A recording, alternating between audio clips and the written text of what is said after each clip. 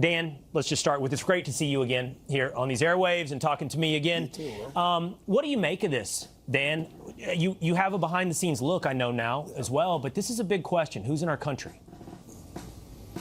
Well, a couple of things. That spike in interception of terrorists or suspected terrorists crossing the border, a lot of that is thanks to President Trump's FTO designation, or foreign terrorist organization designation, for the narco traffickers as well, Will. So some of that's attributed to that.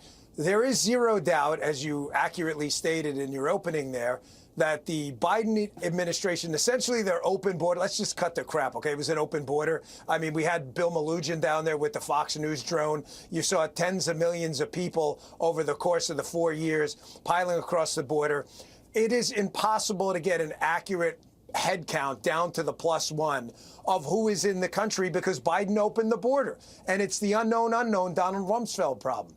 However, One thing about the Iranian nationals as well is Iranians, especially Iranian terror groups, which is largely the Mullah Islamo-fanatic crowd over there, they'll work with domestic actors as well. So the terror problem in the United States, yes, it's at the border. You're 100% correct. We don't know who's here, although we've done our best to catalog these people and triage the threats. But they'll also work with just regular street criminals, as we've seen with some of the DOJ indictments on these lethal plotting cases, to use them as well. So it's really like the Medusa problem. There's like, there's problems coming out everywhere. Do we feel like we have a good grasp on that, Dan? When you say that, I think about a story that we talked about yesterday, that Virginia mosque that celebrated or memorialized the death of the Ayatollah. To your point, not all of these are going to be illegal immigrants. Some of them might even be legal U.S. citizens, but they're sympathizing with America's enemies. Do you feel like, the FBI and everybody else has a good grasp on where those threats lie? Well, I can promise you from 7 in the morning to 6+ at night, we probably had 3 or 4 meetings a day in the National Security Division, the Counterespionage and the CT Counterterror Branch, both Cash and I, and our leadership. I feel like we've got, and I don't want to, this is not one of these mission accomplished moments, so I want to be very cautious and precise with my words. You never want to be comfortable, because if you're comfortable, you're going to get hit.